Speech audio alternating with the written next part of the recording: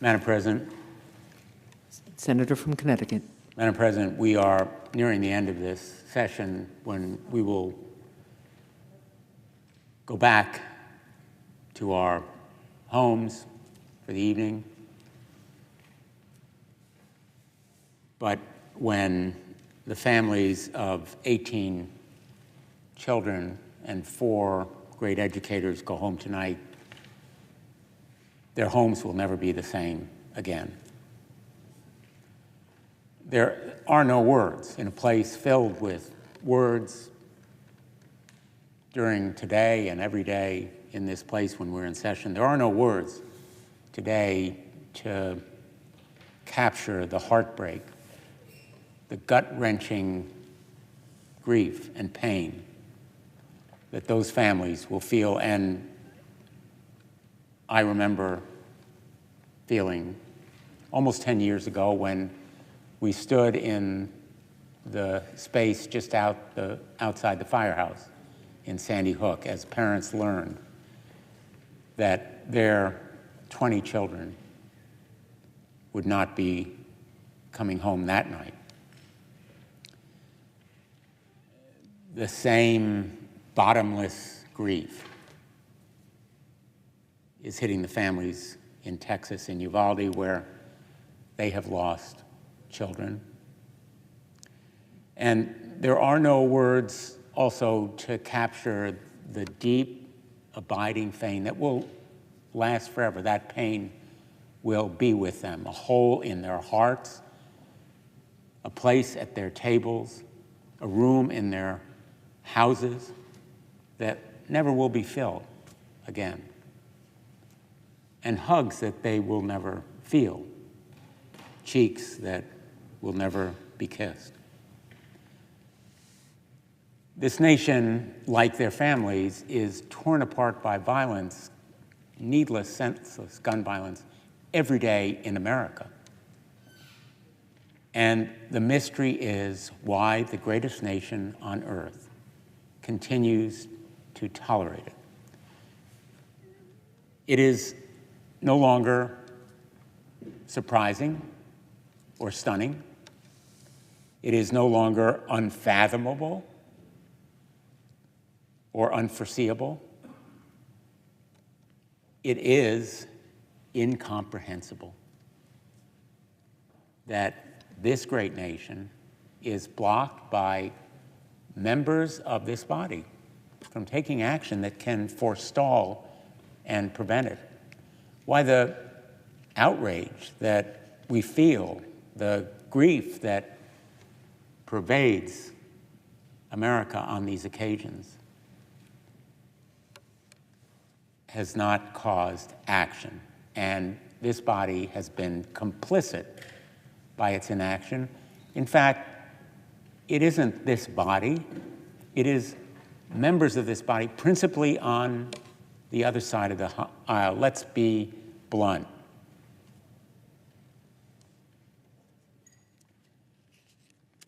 I will never forget hearing from that gallery those words, shame, shame on you, when we failed to adopt common sense measures, a background check proposal. Even though we had 55 votes, I can still hear those words, shame. And had we acted, who knows what tragedies could have been averted. We don't know, and we can't tell, and we never will be able to fathom whether specific measures would have prevented specific tragedies. Charleston or San Bernardino, Pulse or Las Vegas, Parkland or Santa Fe or Pittsburgh or El Paso or Dayton or Boulder or Indianapolis or Oxford or Buffalo or Uvalde. We will never know, because the false reason to object is this measure wouldn't have prevented that shooting. But that is not the way to approach gun violence reform, because we know there is no panacea, there is no single measure. What we know is that stopping gun violence requires that we act with these measures, and that common sense, sensible steps can prevent the senseless, needless violence. There is no panacea, but there are actions we can take. We are not without agency. Now, we need to be very blunt and recognize that opposition to these measures is bankrolled and emboldened and enabled by the guns lobby's dark money, by its threats and intimidation, by its encouragement. And until my colleagues have the courage to stand up to that gun lobby, they will continue in its thrall and its grip. And they will continue to be complicit. And some on our side, some who have demonstrated the courage to stand up and speak out, have shown that we have the power to take action. We lack facts about the shooter and about the killing, all the circumstances in Uvalde. But we know enough to say that those families and that community will be torn apart. It will never be the same. They will never be whole again because they have lost something precious, and there will always be that hole in their hearts. Already, some of our Republican colleagues are saying we're politicizing the issue. But they're the ones who, for decades, have tied themselves to the NRA's fanatical devotion to unrestricted, unyielding firearms ownership for political purposes at the expense of real lives. Tying themselves to firearms ownership is unnecessary for law-abiding citizens to own firearms.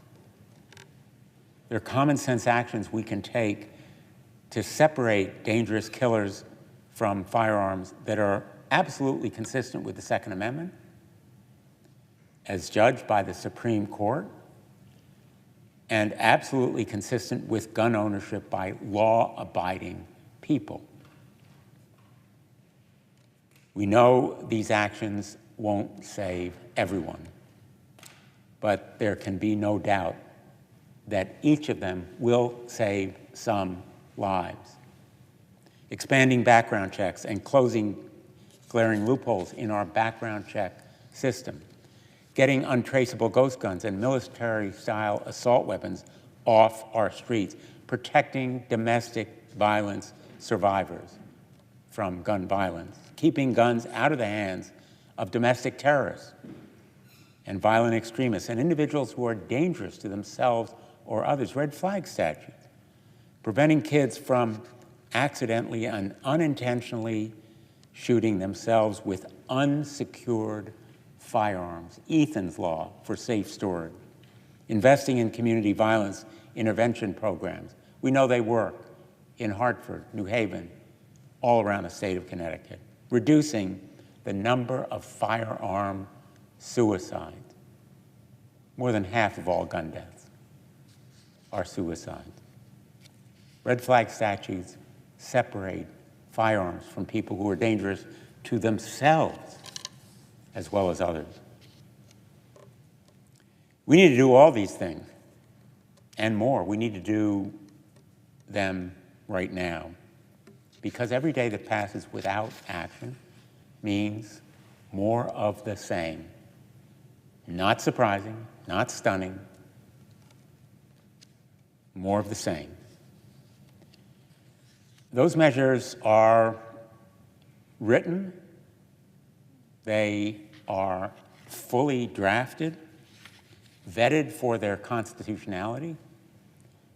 My subcommittee on the Constitution has had hearings on them, many of them, S-529, the Background Check Expansion Act. S-591, the Background Check Completion Act. S-1558, the Untraceable Firearm Act to stop ghost guns. S-736, the Assault Weapons Ban. S-527, the Protecting Domestic Violence and Stalking Victims Act. S-2169, the Lori Jackson, Nicolette Elias Domestic Violence Survivor Protection Act, a hearing just last week on it. S-2090, the Disarm Hate Act. S-4278, the Age-21 Act. S-190, Eastman's Law. S-2982, the Child Suicide Prevention and Lethal Means Safety Act. S-1819, the Extreme Risk Protection Order Act, the Red Flag Statute. Let us do one of them. Let us vote to make one of them law. That's our job, to vote. It's how we change this gut-wrenching, heartbreaking status quo, and it's how voters know where each of us stand when push comes to shove. So we have no words, but words will mean nothing without action. We have created a political movement. It is a movement that is growing as young people say enough is enough, as the hand-wringing and the tears are translated into action at the grassroots level, action by state legislatures. Almost 20 states now have red flag statutes in the wake of Parkland. And as communities and states show that they will no longer tolerate the hypocrisy of thoughts and prayers without action, all of us who have advocated for years, indeed for decades, that this body must act. We cannot lose courage or heart. We cannot lose the hope. And we must match our thoughts and prayers with real action. Thank you, Madam President. I yield the floor.